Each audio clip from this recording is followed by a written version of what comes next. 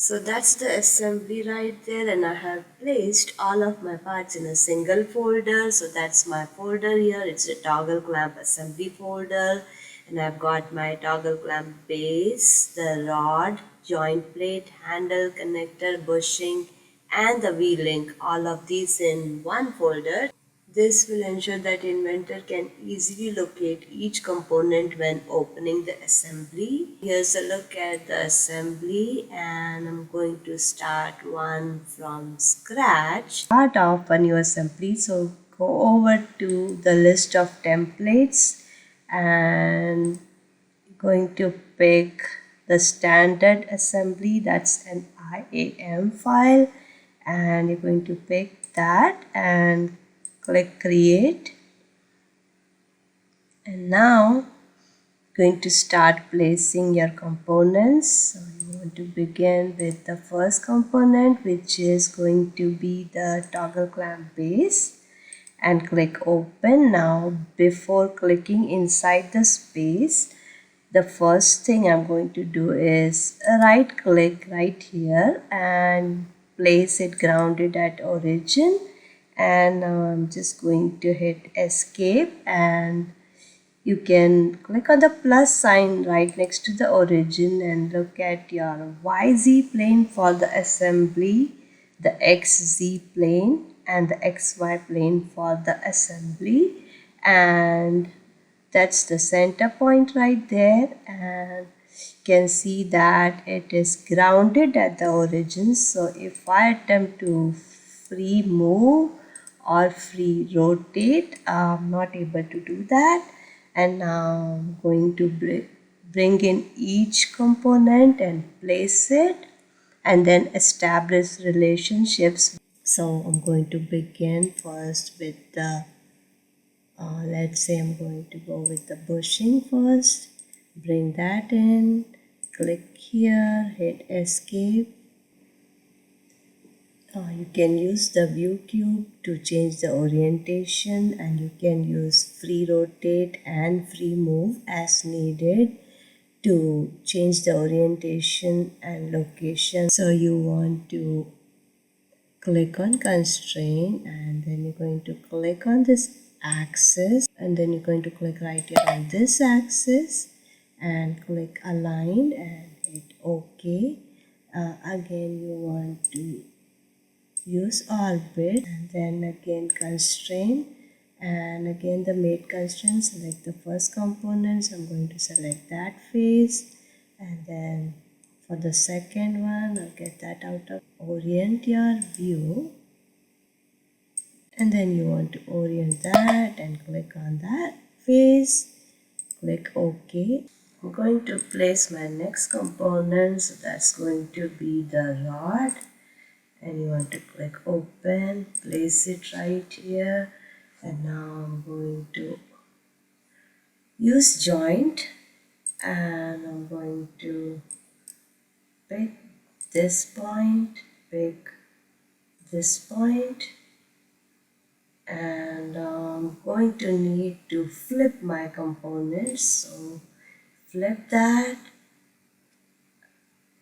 and then I'm going to change my joint type to cylindrical. Now you can see that there is a sliding movement, and then there's also a rotational movement. Now I need to restrict the rotational movement, so I'm first going to click OK, and you can see that this slides as well as rotates. I'm going to click on the plus sign next to the rod, and then I'm going to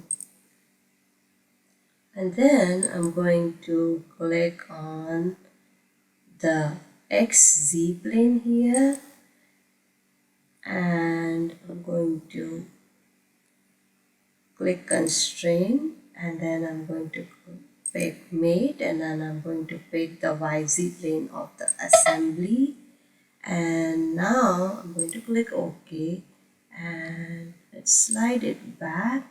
Now just by doing that, what we have done is we have restricted the movement of the rod to where it only slides back and forth, and it's also important to have the slot this slot that we have in the rod placed in such a way that the holes on the face of the slot match up exactly. So when the component slides back and forth, these are in perfect alignment. And now I'm going to place my connector right there. So you want to bring in the connector, and again I'm going with joint, and you want to click here, you want to click there, flip the component, and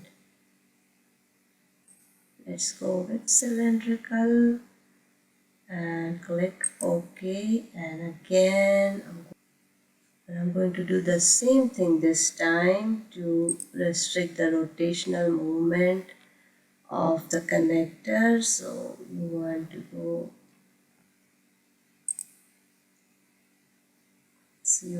go, to the connector, click on the plus sign, click on. Now again I'm going to do this where I'm going to click on the XY plane there. I'm going to click constraint. I'm going to pick that mate constraint right there. I'm going to click YZ plane and OK. So you can see that the connector is also in the correct orientation for the assembly. I'm also going to apply another limit to the same joint. So I'll go back to cylindrical 2, which is this joint right here. Right click, click edit, and for my limit, now I'm going with the linear limits. I'm going with a negative 0.75, and again on the end I'm going with 0.75. So this is negative 0.75 to 0.75 inches at the end. Click OK. I'm going to place my next component, which is the V-Link. Click open, and you can use free rotate again. And then I'm going to go over to constraint and pick mate right there. You want to click on the axis here. Then same thing, you want to click on the axis here. Aligned, OK.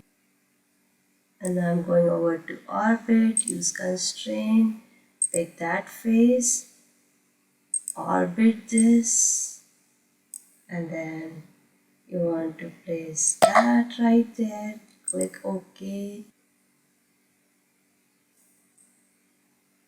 Okay, place the next component. So going with the joint and place it in, and now you want to orient it right, and you want to pick rotational, and you want to click that, and that has placed the rotational constraint right there. So I'm going to go over to my relationships, click on rotational, and then right click, and I'm going to edit the relationship just so that I can set the limits of the angular rotation. So you want to go over to the limits tab right here, and you want to set your start angle to 0 and your end angle to 180 degrees right there. I'm going to need another joint plate, so I'm going to right click on the first one and click copy, right click again, click paste, and now I'm going to establish a relationship between the joint plate and the assembly. So I'm going to click on joint, and I'm going to pick rotational. I'm going to click that right there, and then I'm going to orbit over, and I'm going to pick that and click OK, Going back to my home view. The next thing I want to do with the second joint plate is restrict the rotation. So I will set the limits for the angular rotation. So I'm going to go over to rotational, right click on it. So this is rotational 2 for the second joint plate and edit that. And I'm going to change my limits, the angular being start 0 and the end is set to a negative 180 degrees and click OK, and this rotates like this. Now the other thing that you will notice is that the joint plates are moving independently of each other and we want to make them rotate together so that they are in perfect alignment while they rotate. So what I'm going to do is constrain. So constrain, use the mate relationship, and you want to pick on this axis right here.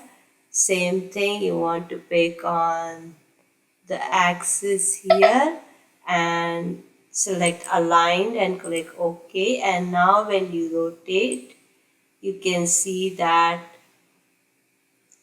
the joint plates rotate together at the same angle and in perfect alignment with each other. Next, I'm going to bring in my next component, and that's going to be the handle. Again, you want to go to your folder and select the handle and click open. So you want to place it here. Hit escape and then use free rotate and align it to where you want it to be positioned within the assembly. I'm going to first right click on this joint plate and I'm going to make it invisible, and I'm going to again constrain and I'm going to pick the axis here. So pick the axis here and then pick that axis right there and select aligned and click OK. Then I'm going to orbit and I'm going to pick constrain again, pick that face, orbit, and I'm going to pick that face and click OK. So I'm going to now align again. So I'm going to constrain. Now this time I'm going to pick this axis and choose align and click OK. And now I'm going to go over to my joint plate again. So you want to come to joint plate 2, which is currently invisible. Right click, click on the visibility, and now both of the plates are visible. Now I'm going back to constraints. I'm going to click on this axis and then click on that axis and opposed, click OK, and that completes the assembly. Now if you wanted to do a drawing file for the assembly, simply go here to the list of templates and pick that for the drawing and hit create. And then you're going to bring in your views. I'll begin with the base view, then bring in my projected views. So I got my 3D view and my top view, and I'm going to add a section. You can select the views you would like to bring into your drawing. I'm just going to continue with this and get to the sections. So you want to select the view first and then click right there and hit continue, and you will just want to finish up your drawing, complete it with annotations and save the file, and that completes the assembly and the drawing for the toggle clamp. Thank you for watching.